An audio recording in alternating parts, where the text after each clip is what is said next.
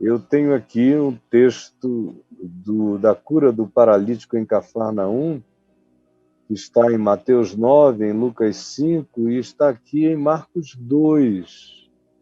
Ele se repete nos 3 evangelhos chamados sinóticos. São os evangelhos de repetição, de muitos sinônimos da mesma coisa, com pequenas alterações extraordinárias. Eu amo as discordâncias, os desencontros. Um diz que foram 5.000, outro diz que foram 4.000, um diz que foram 2, outro diz que foi um diz que foi isso, outro diz que foi aquilo, mas a história é a mesma.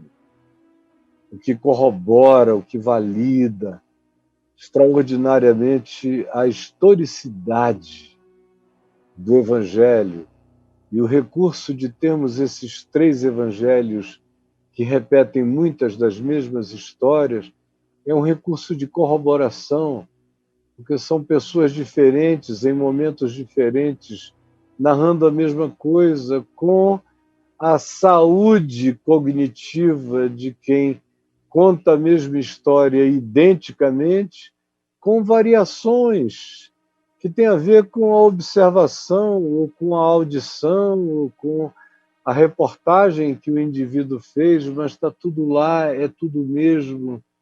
E essas pequenas diferenças são aquilo que afirmam a historicidade e a boa intenção humana da narrativa, o que é divino. E, para mim, me traz uma segurança enorme. Eu vou ler aqui em Marcos 2 hoje, que diz assim, eu vou ler direto, normalmente eu vou comentando, mas hoje eu vou ler direto, depois eu quero comentar só um aspecto, senão eu vou falar 2 horas.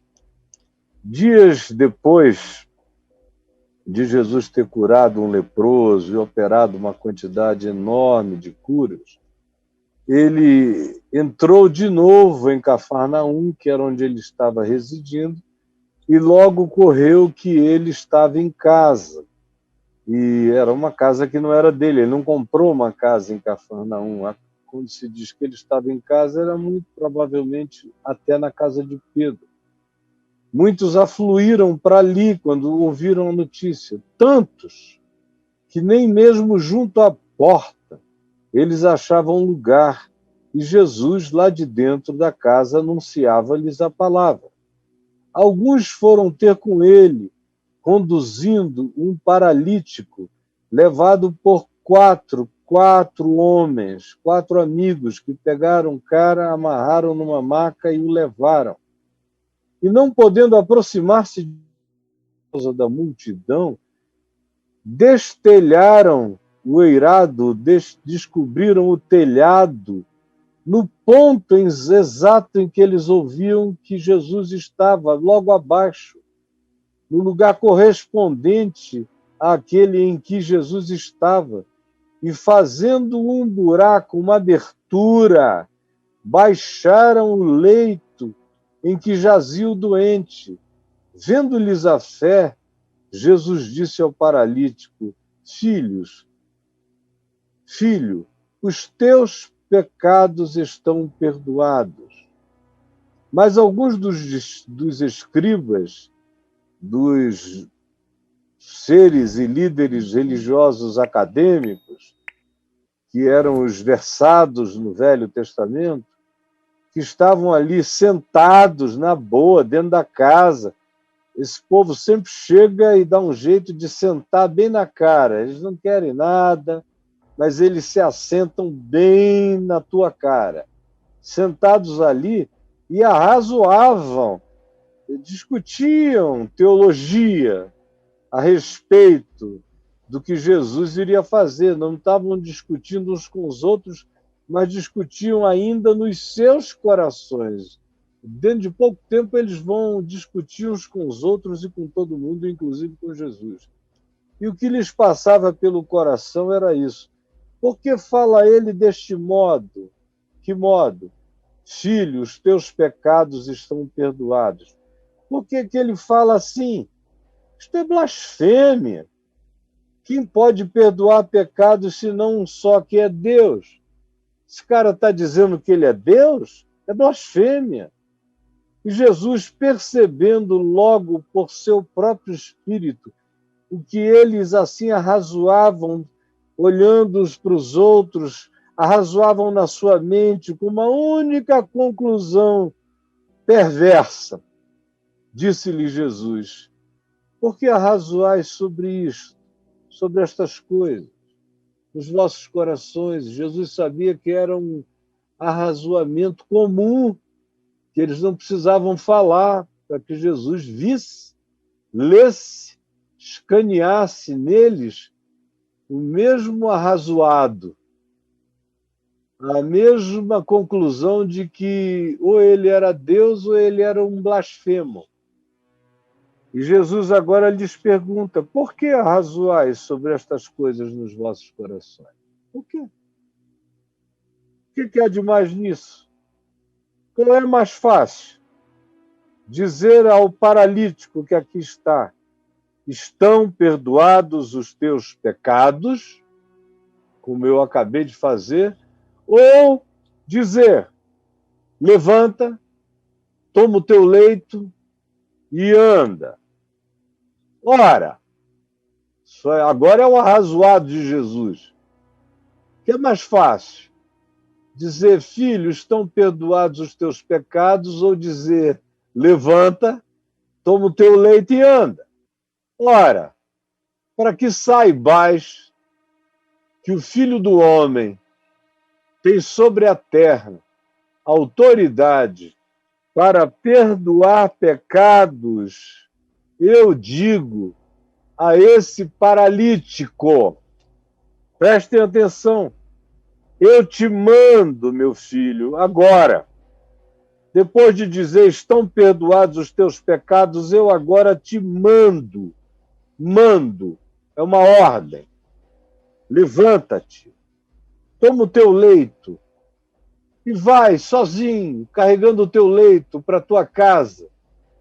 Tu chegaste aqui carregado, tu vais voltar para casa carregando o leito no qual te carregavam.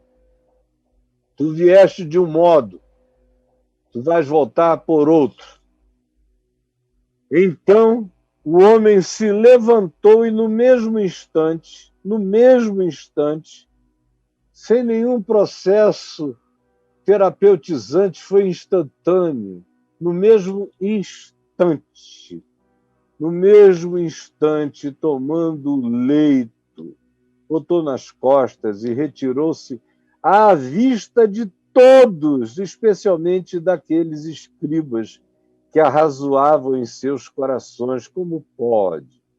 A ponto de se admirarem todos e darem todos glória a Deus. Todos é o resto do povo.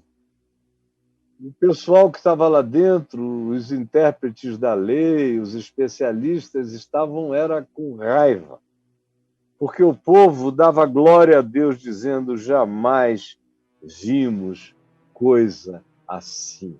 Jamais vimos coisa assim. Como em qualquer outro texto do Novo Testamento e na maior parte dos textos da Bíblia, no Velho e no Novo Testamento, eu já preguei sobre eles muitas vezes, inúmeras vezes, e não me canso. E hoje, ao invés de fazer como na maioria das vezes eu faço, mostrando a sequência inteira, eu quero me dedicar a um elemento simples, a um ponto de arrombamento. Esses pontos de arrombamento, que muitas vezes são inevitáveis quando a gente ama e quer salvar os nossos amados que estão em estado de total impossibilidade de ajuda própria. Porque o que está por trás de toda essa história é um vínculo fraterno de amor, de gente que estava indo ouvir Jesus e voltava impressionada não só com o que ele dizia, mas com o que ele fazia, com a quantidade de pessoas que iam sendo curadas de todos os males. E por último aqui, no contexto que antecede a sequência que dizia entrando Jesus em Cafarnaum, significando dizer que ele estava até então nos últimos momentos, ou naquele dia, ou nos últimos 2 dias, do lado de fora da cidade, mas nas imediações imediatas, de modo que, claro, toda imediação é imediata, por isso é uma imediação, é um pleonasmo vicioso, mas pessoas que estavam na cidade e que iam ver Jesus nas imediações, assistiram, todas elas, provavelmente, a cura daquele leproso. E o modo como Jesus curou o leproso, que também foi uma coisa instantânea, de um compadecimento louco. Porque ninguém pegava num leproso, ninguém metia a mão nas chagas de um leproso. Mas esse chega e, de joelhos, diz a Jesus: se quiseres, tu podes purificar-me. Ele veio cheio de fé, ele não podia se autopurificar, mas ele sabia que, se Jesus quisesse, Jesus tinha o poder de purificá-lo. E é uma história linda. Vem o cara que não se aproxima de ninguém, que era proibido, e vem cheio de pus, de pedaços quebrados, com aquela vermelhidão absoluta da lepra, quando ela vai se abrindo logo depois em feridas, vai arrebentando as extremidades do pé, da mão, dos cotovelos, vai ferindo, vai perdendo falanges. Era um caso, como todo caso de lepra adiantada, e naquele tempo toda a lepra evoluía para uma condição difícil, com raras exceções, e colocava o indivíduo fora da família, fora do contexto social, fora de tudo. E o homem chega e se ajoelha e diz: se tu quiseres, tu podes purificar-me. E Jesus, estendendo a mão, meteu a mão na ferida do homem, no pus, nas chagas. Primeiro ele mete a mão, depois ele fala. A ação tem que preceder a falação, a pregação, o discurso, o que quer que seja. Primeiro vêm os atos, as demonstrações, vêm os aplicativos. Depois que a gente aplica, depois que a gente pega, depois que a gente mete a mão, a palavra que a gente fala já vem autorizada pelos atos que a gente pratica na vida, de modo que ele não precisou nem defender o leproso, defender o toque no leproso, discutir uma teologia do toque no leproso, não. Ele enfiou a mão, ele patolou, ele se melou, ele se encheu de pus, atolou a mão na carne ferida e disse: eu quero. Tu perguntaste se eu quero? Olha só como é que eu quero. A gente diz o que a gente quer com atos. Depois, eventualmente, a gente explica com palavras, mas primeiro com atos. Se eu quero, pá! Pá! Se eu quero, pá! E aí, depois de tocá-lo, ele diz: fica limpo. Fica limpo. E ao dizer isso, profundamente compadecido. É uma compaixão profunda que tem que nos levar aos atos absurdos. Porque chegar perto de um leproso era uma violação do Levítico. dos mandamentos do Velho Testamento. O leproso tinha que ficar fora do arraial, o leproso não podia ter convívio social, o leproso era um ser não só infectado, assim considerado, mas era um ente abominável, que carregava em si uma simbolização do pecado, uma expressão da maldição divina sobre ele. Essa era a teologia que recaía sobre o leproso, fazia dele um pária, como os nossos párias contemporâneos, naqueles dias, era o leproso. Então, primeiro vem a compaixão, segundo vem o ato de tocar, de meter a mão, terceiro vem a palavra que diz, eu quero, fica limpo. E aí o que se segue é que no mesmo instante lhe desapareceu a lepra. No mesmo instante lhe desapareceu a lepra. Eu acho interessante é que lhe desapareceu. Desapareceu primeiro para ele. Lhe desapareceu a lepra. A lepra ficou curada depois que ela desapareceu para ele. Lhe desapareceu a lepra. Todas essas lepras só são curadas quando elas primeiro desaparecem para nós. Quando você se vê limpo de toda lepra, de todo pecado, de toda culpa, de toda maldição designada, tudo isso feito pela compaixão manifesta no toque e na palavra que corrobora o toque da compaixão, que se identifica, que se solidariza, que se faz um com o leproso. Ele, não tendo nenhuma lepra, se fez um com o leproso. Levou a lepra do leproso. E o leproso se viu curado. Lhe desapareceu a lepra. E aí, no mesmo instante, ele começa a procurar sinais e já não os encontra.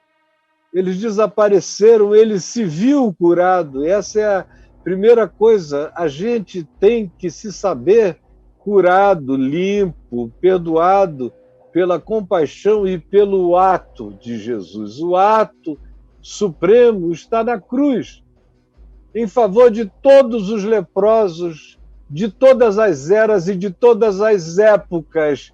Ele quer purificá-los. Se tu quiseres, tu podes. Eu quero.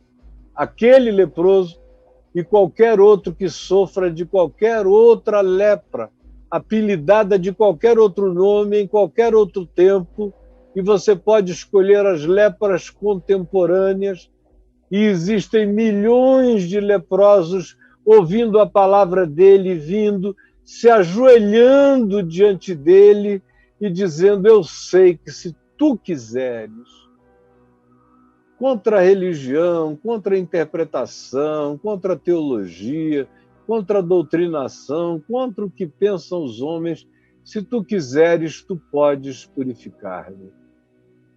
E Jesus, profundamente compadecido, tocou nele e depois falou a ele, eu quero ficar limpo, fica limpo.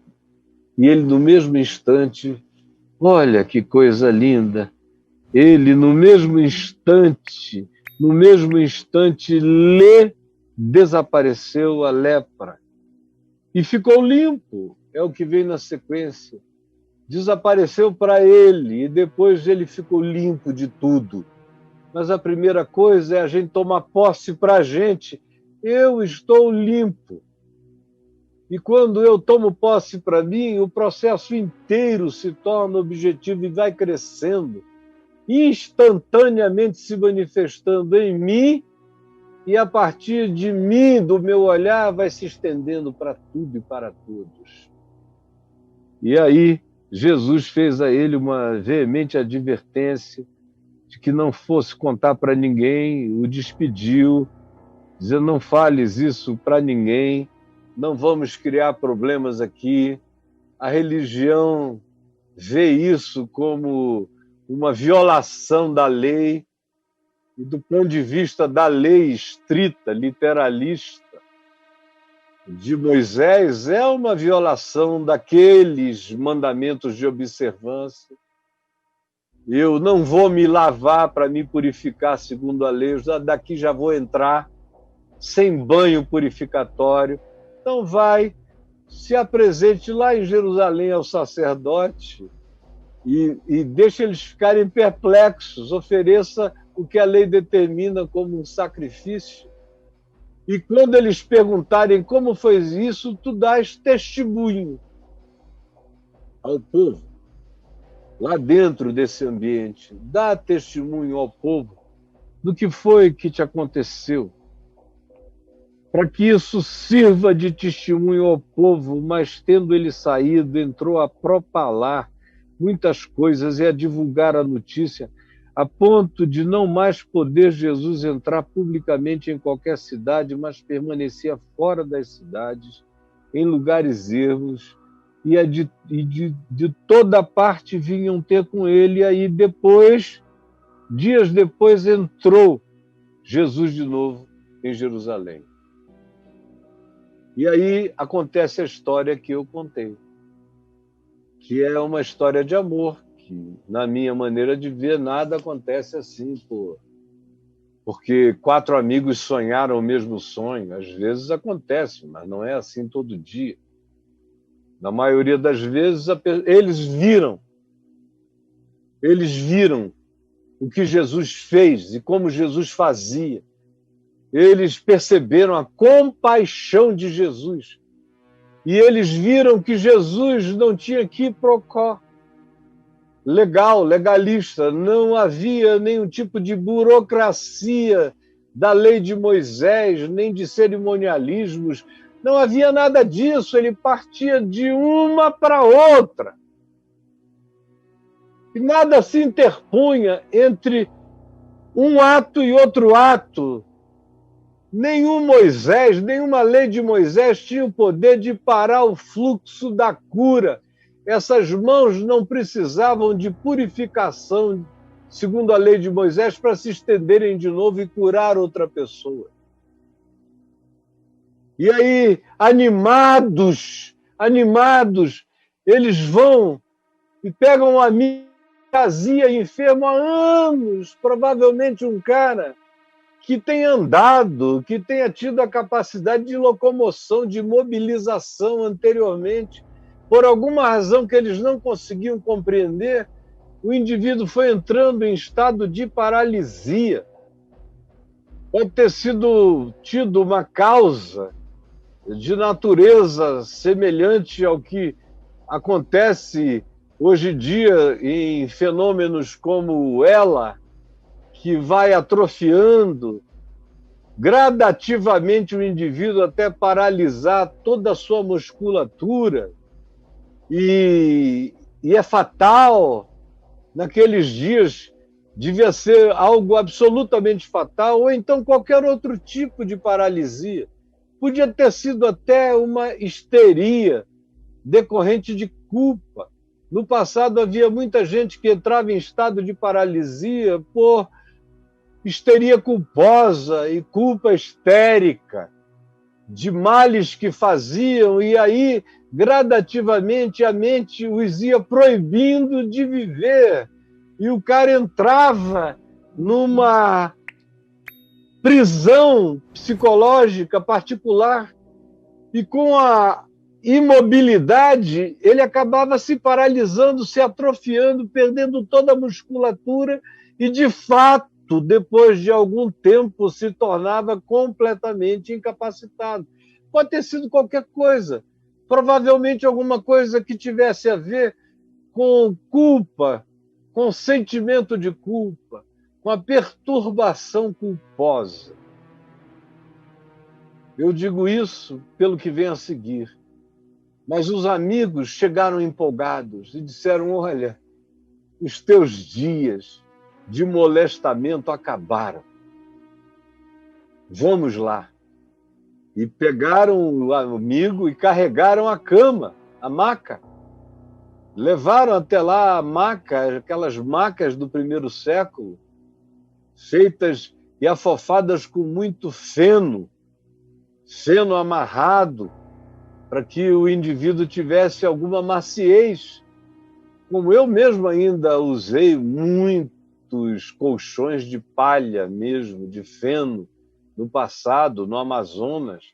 No interior do Amazonas, todo mundo dorme em rede, mas quem quer que tivesse uma cama era de palha, porque era o material do qual dispunham para amaciar as costas, que iam ficando todas cheias de escaras, de feridas, de machucaduras.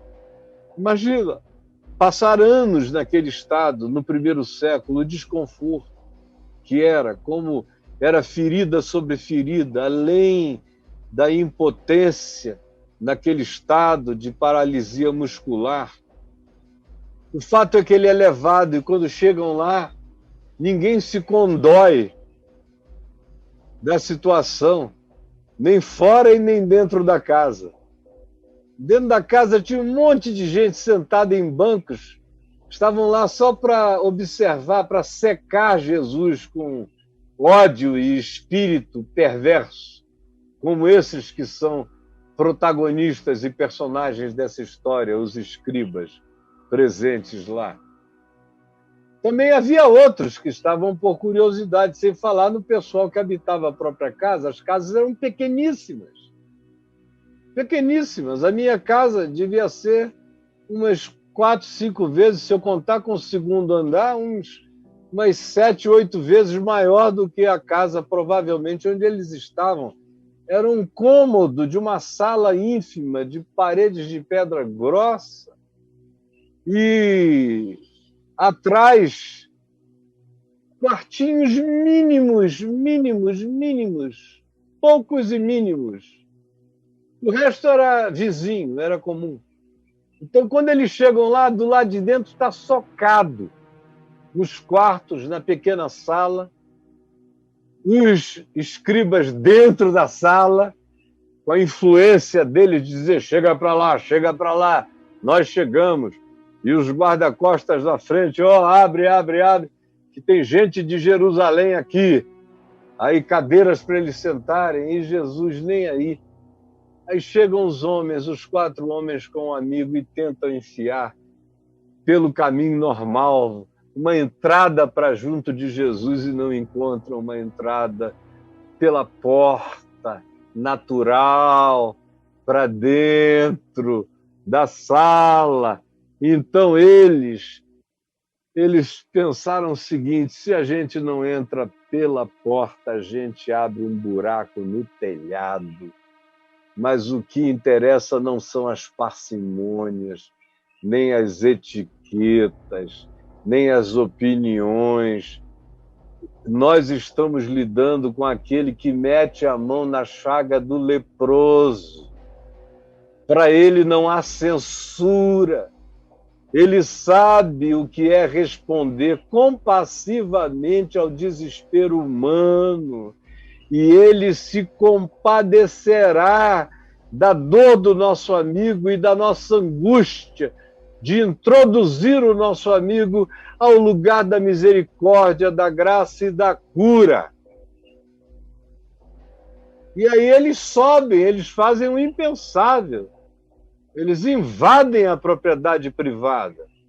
A propriedade privada é privada hoje tanto quanto era privada naqueles dias. Ninguém destelhava a casa de ninguém, especialmente se esse alguém fosse Pedro, na casa dele, que era uma figura enfrentadora, turrão, difícil, que todo mundo conhecia. Mas eles abriram o telhado, e não era telhado como o daqui de casa, que você vai tirando telha a telha, não.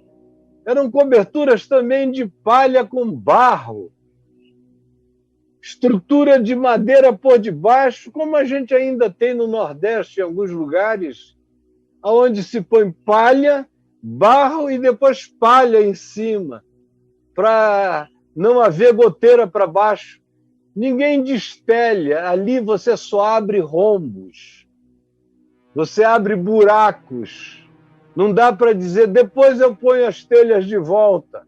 Não, é um arrombamento. E tinha que ser um grande arrombamento para poder caber uma maca com um homem. Essa maca devia ter pelo menos 1,65 m, 1,70 m de extensão, 1,10 m de largura.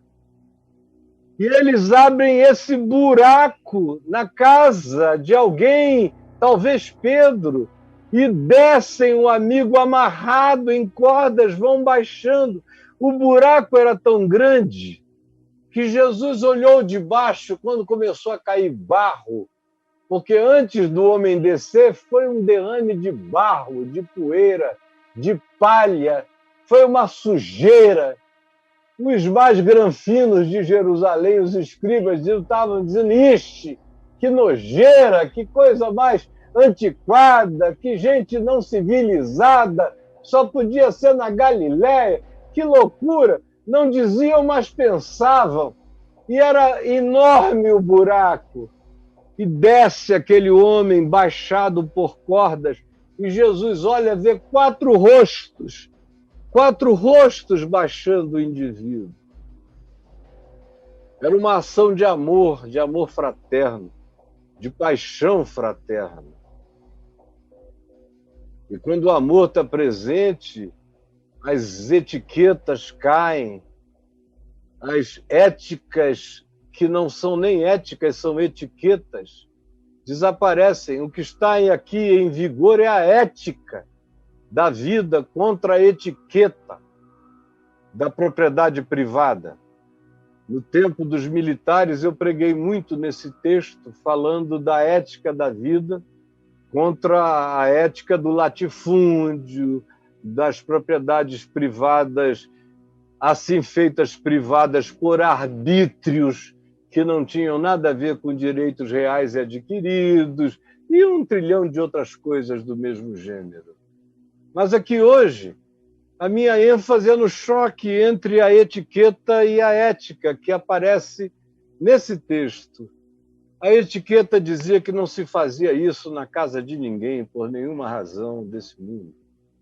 E a ética diz que para salvar uma vida a gente arromba qualquer telhado.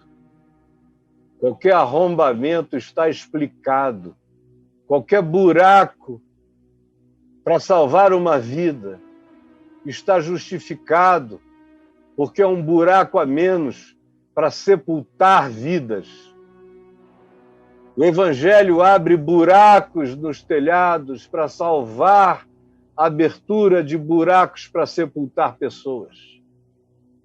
No Evangelho, a vida tem primazia sobre tudo, sobre o sábado, sobre qualquer lei, sobre qualquer purismo cerimonialista, sobre qualquer que fosse a etiqueta dos rabinos, sobre qualquer que fosse o acordo religioso. No Evangelho, salvar vidas vem antes de qualquer tentativa de criar uma ortodoxia que não priorize a vida. Qualquer ortodoxia que não coloque a vida em primeiro lugar não é ortodoxia. Falta a ortopraxia do amor que pega com compaixão, para que depois haja uma ortodoxia que seja validada pela prática da compaixão, pela ortopraxia, pela prática, que faz silenciar a necessidade de argumentação, de explicação. O que você tem aqui é o silêncio das argumentações, das etiquetas teológicas, das etiquetas doutrinárias, das etiquetas religiosas, das etiquetas dos senhores do saber, dos seus modus operandi, que são esmagados pelo buraco. O amor abre um buraco e baixa o necessitado E são pessoas ajudando gente miserabilizada. E aí, para Jesus, está tudo normal. Para Jesus, é assim mesmo. Era o melhor caminho. Abriram um buraco no lugar onde ele estava. Tem outros textos, em Mateus diz, Mateus é mais elegante. Mateus diz que eles fizeram uma abertura, e aqui em Marcos também, fazendo uma abertura. Tem que ter abertura para salvar necessitados. Tem que ter a abertura da compaixão, a abertura do amor, a abertura da misericórdia. Porque quem abriu esse buraco aqui foi o amor, a compaixão e a misericórdia. Foi a mesma compaixão que enfiou a mão nas chagas do leproso.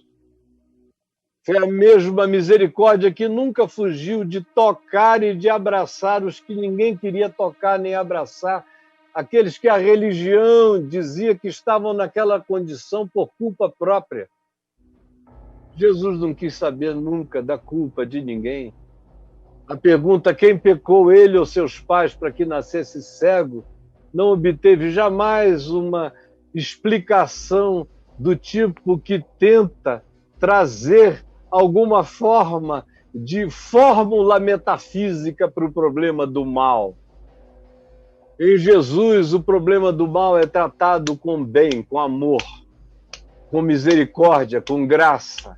O problema do mal só continua enquanto não é enfrentado pelo amor humano, fraterno, generoso, que acolhe, que abre buracos, que faz abertura, que insere, que privilegia, que põe na frente, que coloca diante de Jesus, sem querer saber o que os escribas estão pensando, nem fariseu, nem religioso, nem o dono da casa, nem a propriedade privada, nem nada, nem a Constituição. Entra na frente, é amor, é salvação. Se o evangelho pedir permissão para o que quer que seja, ele já não é evangelho. Se o evangelho depender das bênçãos do que quer que seja para ser evangelho de boa nova, de libertação, de desagrilhoamento, de livramento de qualquer ser humano da sua condição de aprisionamento, de angústia culposa, então ele não é evangelho e não é de Jesus.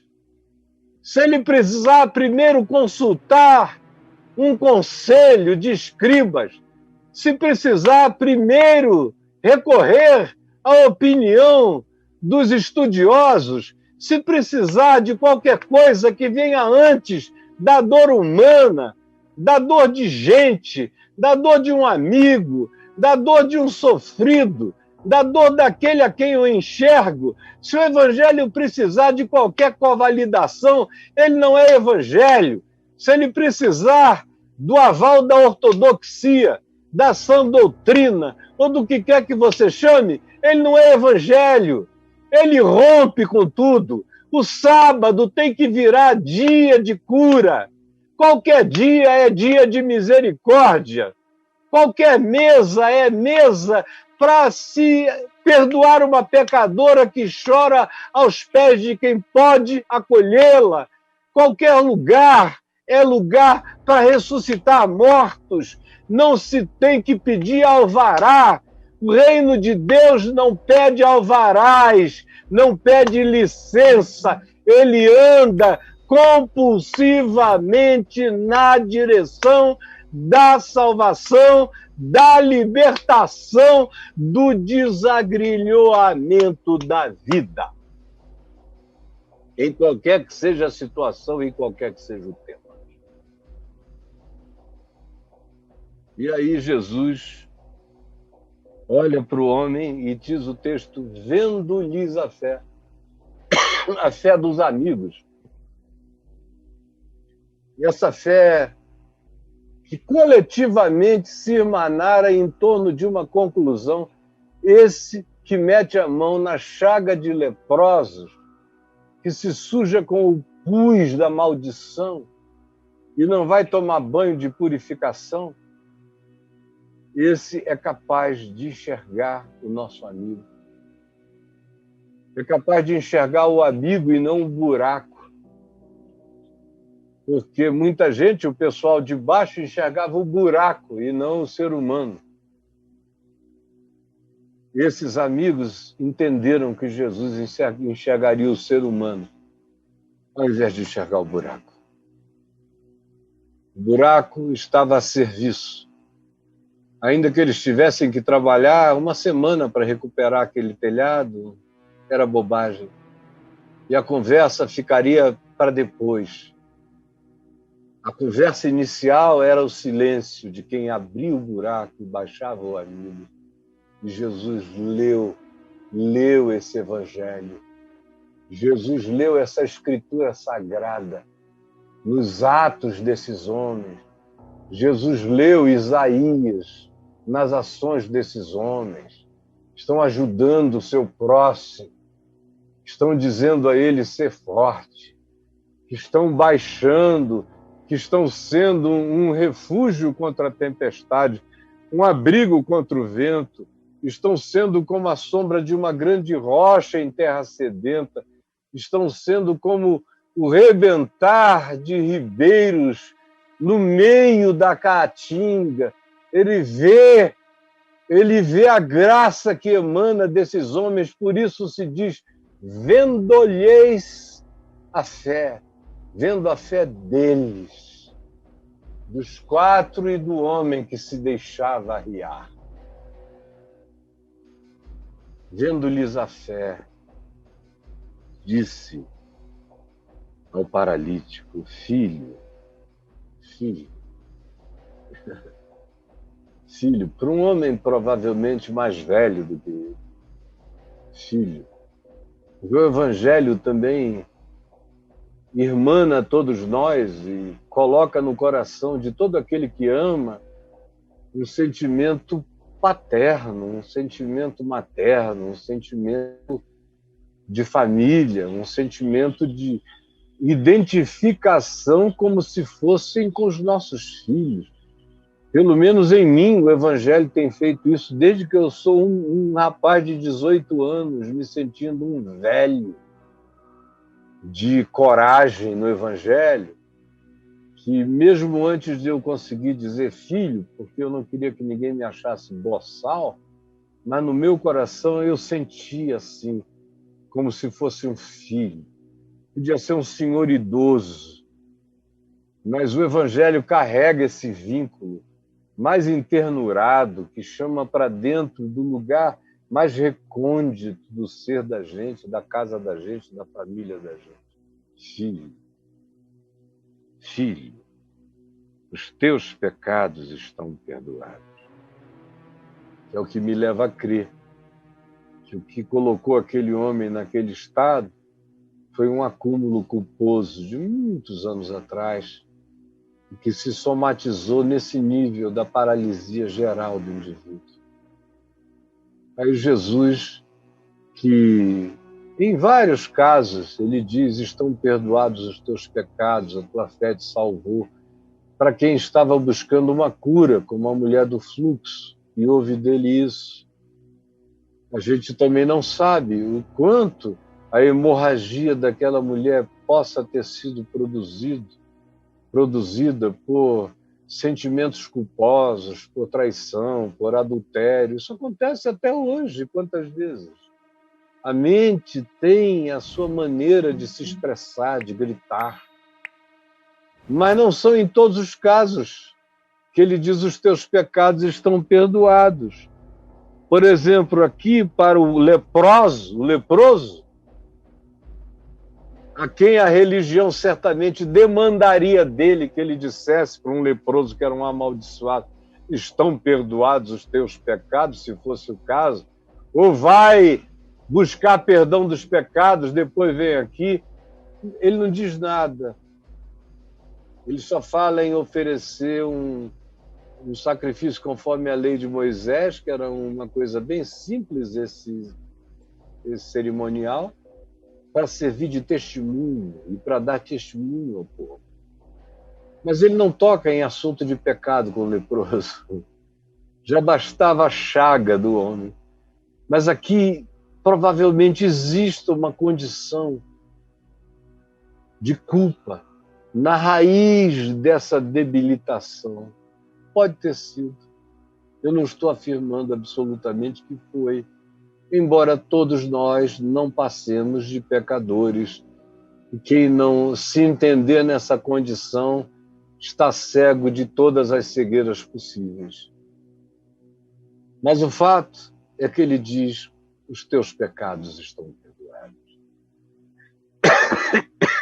E é isso que suscita o debate teológico, que acontece em silêncio, porque para ver debates teológicos não precisa haver gritos teológicos. Basta ver os arrazoados antagônicos. Você olha de longe e você vê a escritura do ódio na cara das pessoas, embora elas não estejam dizendo nada, você vê. E Jesus leu a escritura que havia neles. A escritura que havia neles era aquela escritura de maldição: maldito seja, blasfemo. O que Jesus leu foi o Levítico em estado de apedrejamento. O que Jesus viu foi aquele sentimento homicida que se antagoniza contra a misericórdia, contra a compaixão divina. O que Jesus viu foi esse acumulado de antagonismos, de perversidades que eram tão intensas que eles não precisavam falar porque estava tudo dito. E Jesus, no seu espírito, viu o que estava escrito.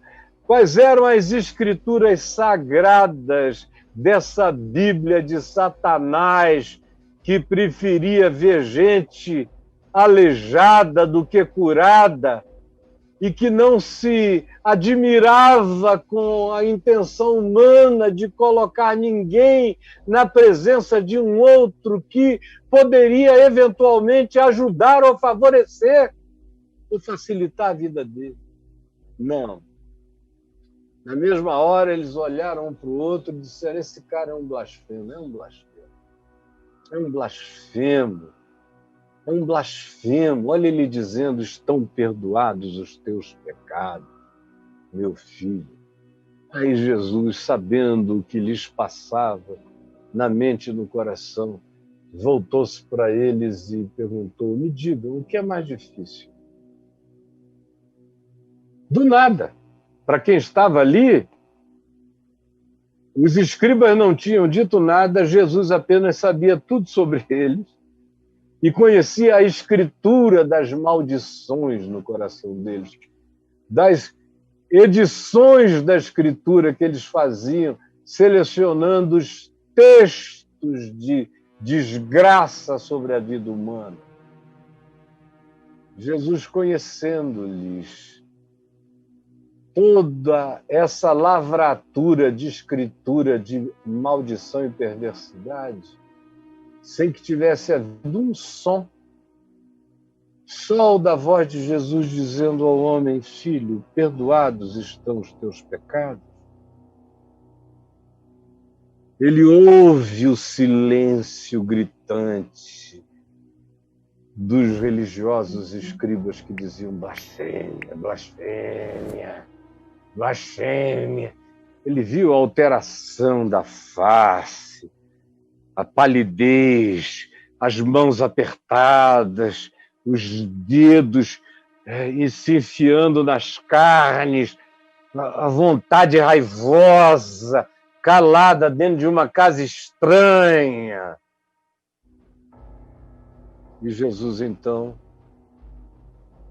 apenas diz a eles: me digam, o que é mais fácil? Dizer a este paralítico: levanta, toma o teu leito e anda? Ou dizer a ele: estão perdoados os seus pecados? olhem bem para mim, mas para que vocês fiquem sabendo que o Filho do Homem tem sobre a terra autoridade para perdoar pecados. Então, me olhem. E ele se volta para o paralítico e diz: levanta, toma o teu leito e vai para a tua casa. E no mesmo instante, o homem se viu curado e se pôs em pé, e tomando o leito, obedeceu absolutamente a Jesus. Saiu carregando o leito, ele entrou pelo telhado e saiu pela porta. Ele entrou amarrado e saiu libertado. Ele entrou sendo carregado e saiu carregando o leito. E foi tudo evangelho. A gente chega amarrado e sai livre. Livre. E o povo todo olhando aquilo deu glória a Deus, porque disse: a gente nunca viu nada igual. Nem nós, né? Nada igual. Agora, tem muita gente que fica chocada com tudo o tempo todo. Quando o cara é treinado no treinamento dos escribas e fariseus, toda a palavra de misericórdia, toda a palavra de generosidade, toda a palavra de inclusão, toda a palavra de perdão é blasfêmia. Eu, por exemplo, deixo esses caras que estão por aí em estado de ódio, porque, em nome de Jesus, eu pratico o Evangelho, que se diz: recebei o Espírito Santo. Jesus ressuscitado soprou sobre ele e disse que, se de alguns perdoardes os pecados, ser-lhe-ão perdoados. Eu também vejo João, que estava presente naquele dia da ressurreição, quando Jesus disse isso, repetir na sua primeira epístola que, se nós virmos alguém pecando, e pecar não para a morte, ou seja, alguém que peque sem que o pecado dela seja um pecado que produza destruições coletivas, seja um pecado que tenha a ver com o mal que a pessoa faz a si mesma, e não com o mal que ela faz a outros.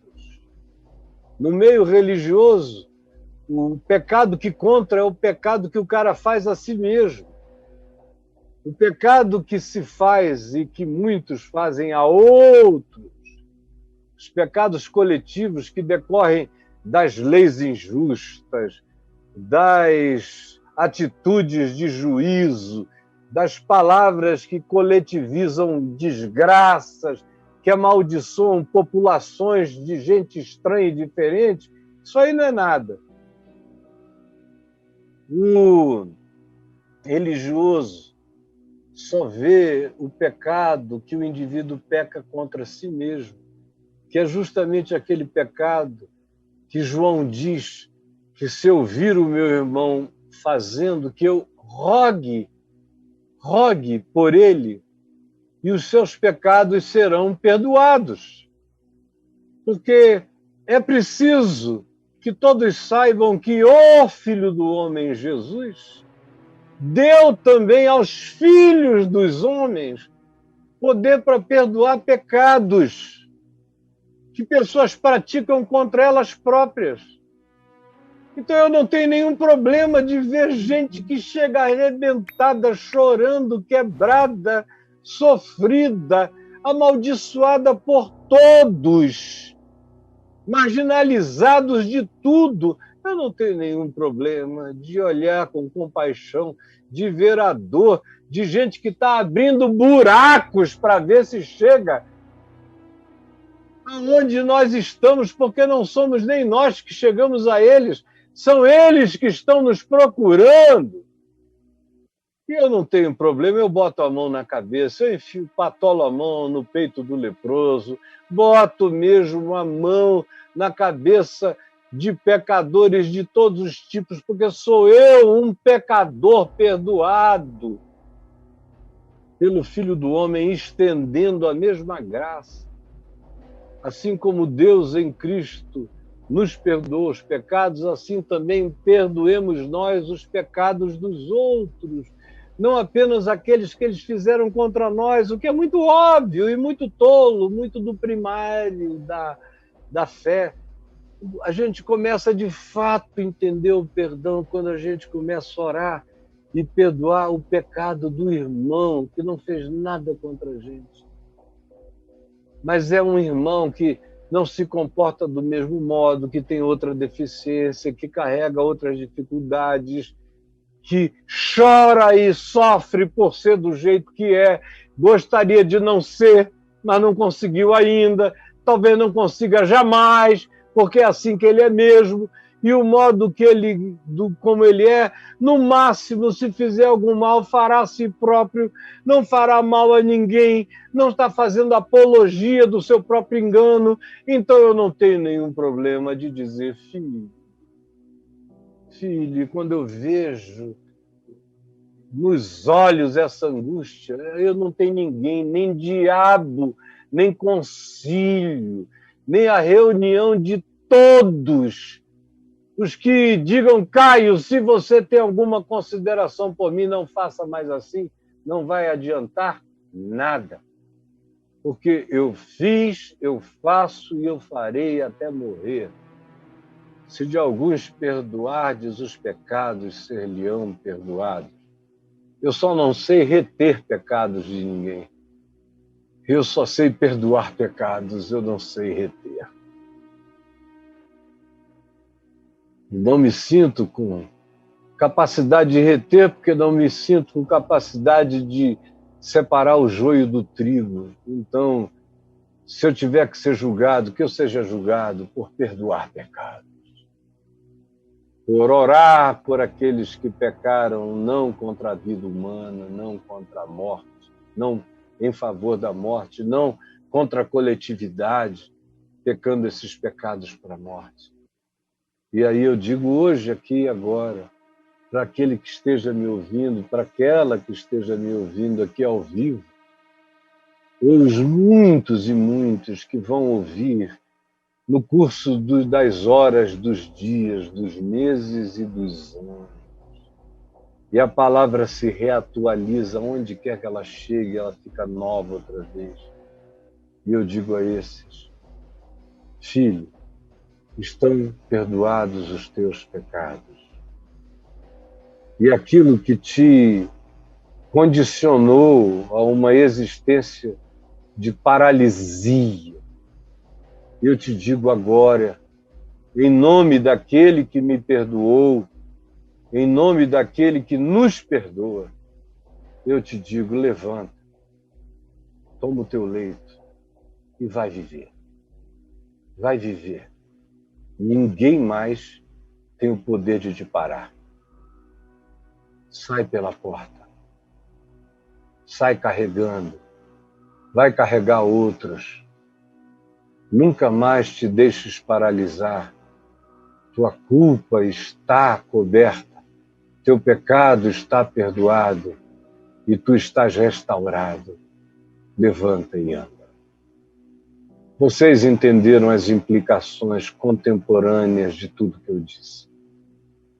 Quem tiver ouvidos para ouvir, ouça. Jesus, que a tua palavra se renove agora, mais uma vez. Ela se torne evangelho aplicado ao cotidiano de todos os paralíticos pela culpa, todos os leprosos, todos os marginalizados, todos os doentes, todos aqueles que precisam da medicina da tua graça, da medicina da tua boa nova. Traz libertação, acerca da qual tu disseste, assim como o Pai me enviou, eu também vos envio. Sejam o que eu sou, me repitam no mundo, para todas as pessoas, em todos os lugares. Perdoem, acolham, abracem. E se a religião não me entender, que ela não entenda, mas que os que precisam compreendam e sejam acolhidos, e sejam sarados, e sejam perdoados e pacificados. É o que eu te peço agora. E eu sei que está acontecendo, eu sei que está acontecendo. Em nome de Jesus. Amém. Amém, amém.